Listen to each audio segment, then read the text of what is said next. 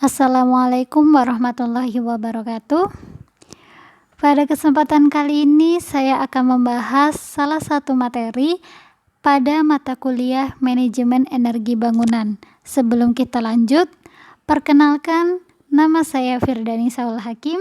Saya adalah mahasiswa manajemen rekayasa di salah satu universitas di Gresik, yaitu Universitas Internasional Semen Indonesia. Pada video ini, saya akan membahas tentang analisa penggunaan energi, kenyamanan pencahayaan, dan cooling load di rumah tipe 36. Rumah ini memiliki luas 10 x 15 meter dengan mode rancangan bangunan bertingkat 2. Konsep rumah ini menghadap selatan yang memiliki ruang tamu, 3 ruang tidur, dapur, 2 kamar mandi, dan ruang ibadah. Material bangunan ini tersusun dari batu bata, semen, pasir sebagai dinding, keramik sebagai lantai, dan genteng sebagai atap. Berikut adalah denah rumah tipe 36 tersebut. Di lantai 1 ada kamar 1, kamar 2, ruang tamu, tempat ibadah, kamar mandi, ruang makan, ada juga dapur, kolam ikan. Kemudian ada tangga sebagai penghubung antara lantai 1 dan lantai 2. Di lantai 2 ada kamar 3. Pembahasan pertama adalah penggunaan energi. Energi yang dibutuhkan dalam 1 bulan pada rumah tersebut menghabiskan biaya sebesar 197.447.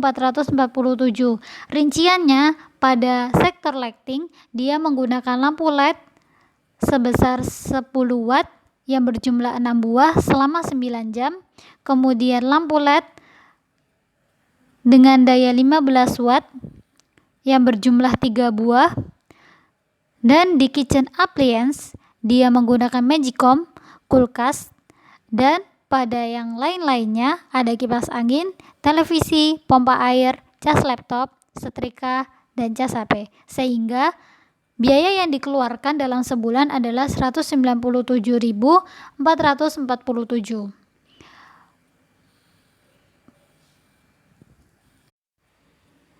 Pada biaya aktualnya yang harus dikeluarkan adalah sebesar 198.000, sehingga selisih antara biaya ideal dan biaya aktual adalah Rp553. Perlu diingat lagi bahwa rumah ini menggunakan listrik golongan 900, sehingga biaya per kWh adalah Rp1.352.000.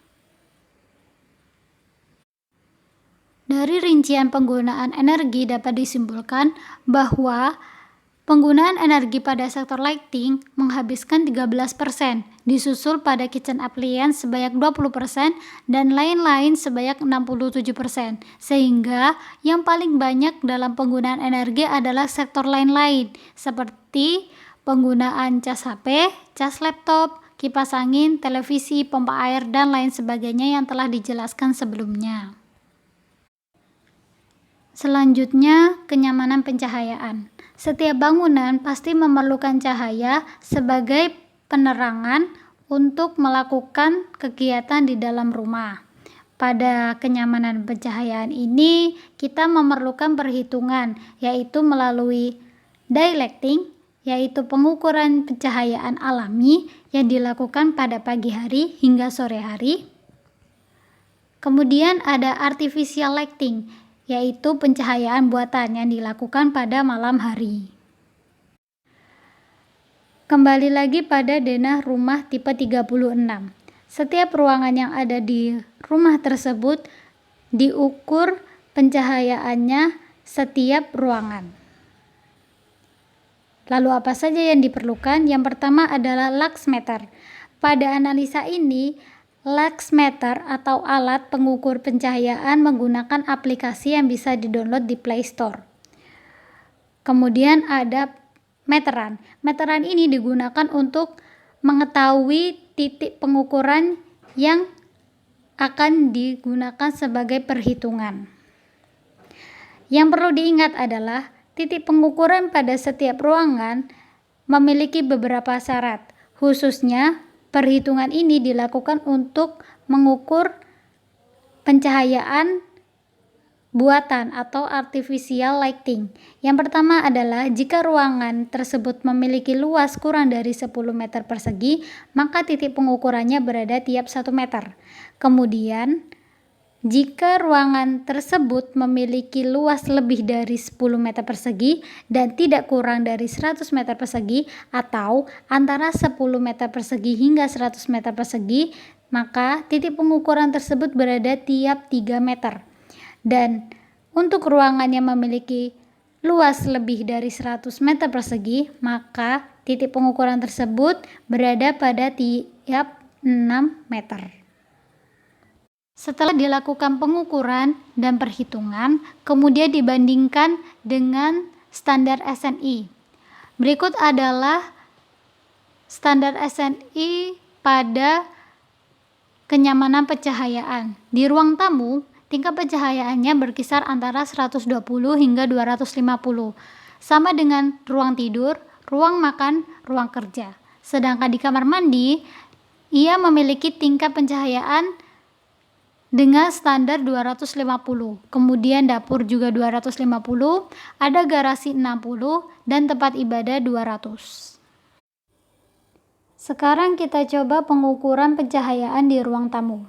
Luas ruang tamu adalah 35 meter persegi, maka titik pengukuran yang harus dilakukan adalah setiap 3 meter. Untuk pengukuran pencahayaan harus berada di titik yang sejajar dengan meja kerja atau setara dengan 0,75 meter dari lantai. Dan didapatkan pada pengukuran pencahayaan di ruang tamu adalah 34,3 lux. Pada standar SNI di ruang tamu adalah 120 hingga 250. Oleh karena itu, ruangan tersebut belum memenuhi standar SNI. Kemudian kita lakukan pengukuran di kamar tidur 1 dan kamar tidur 2. Luas ruangan kamar tidur 1 adalah 7,5 meter dan di kamar 2 ada 6,25 meter. Kedua ruangan tersebut dilakukan pengukurannya tiap 1 meter.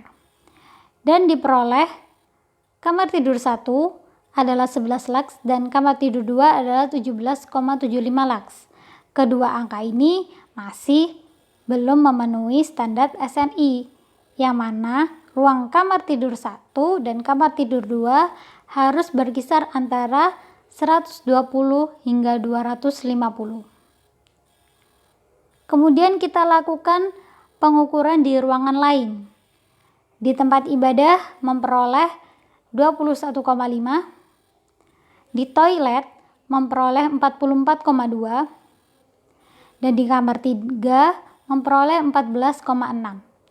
Ketiga angka tersebut di 3 ruangan tersebut juga masih belum mencapai pada standar SNI.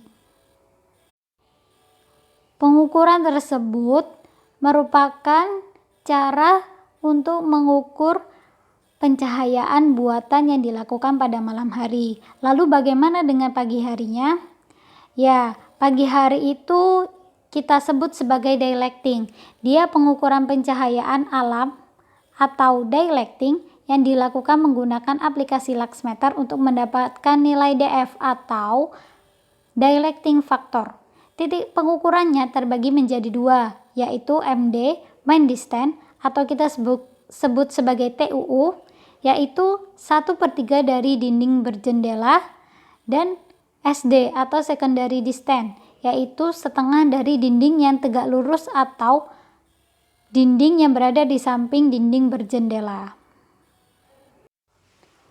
Tidak berbeda dengan pengukuran sebelumnya, pengukuran ini dilakukan pada ruangan yang memiliki jendela, yaitu ruang tamu, kamar tidur 1, dan kamar tidur 3. Setelah dilakukan pengukuran, maka akan dibandingkan dengan standar SNI.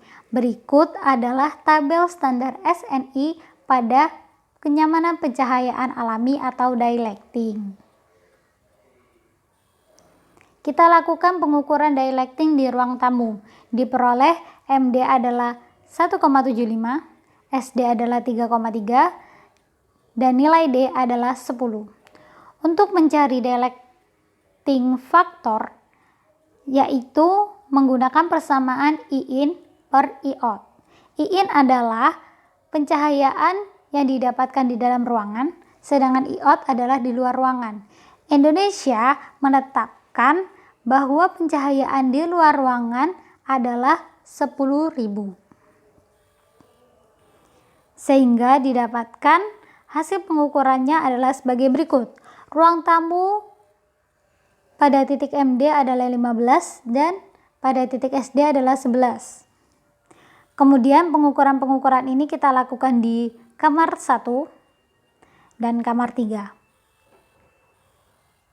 Pada pengukuran ini kita bandingkan dengan standar SNI dan ternyata pengukuran tersebut jauh dari standar SNI sehingga pencahayaan dielecting belum sesuai dengan standar kenyamanan pencahayaan SNI.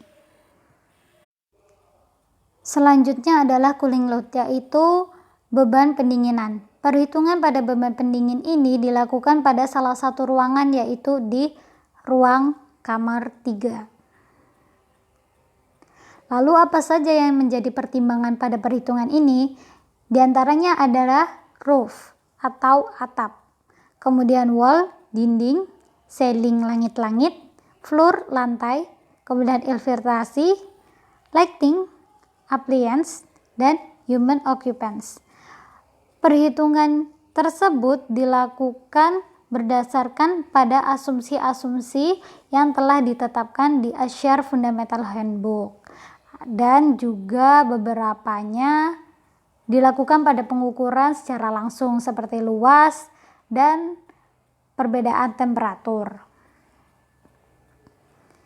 Berikut adalah perolehan perhitungan cooling load setiap bagian-bagiannya, sehingga total keseluruhan pada ruang 3 adalah 1292,151 watt. Pada sebuah case yang mengatakan jika ruangan tersebut diberikan AC dengan daya 400 watt dan nilai COP adalah 3,27, maka didapatkan W adalah 1308 watt. W ini merupakan kemampuan sebuah AC untuk menghilangkan atau memberikan kebutuhan pendinginan pada suatu ruangan. Dari kedua nilai tersebut dapat dikatakan bahwa perhitungan pada ruang 3 lebih kecil daripada perhitungan AC dengan daya 400 watt. Sehingga jika AC yang dipasang pada ruangan tersebut dapat memenuhi kebutuhan pendinginan yang paling efisien. Terima kasih telah menonton video ini. Jangan lupa like, comment, and subscribe. Terima kasih.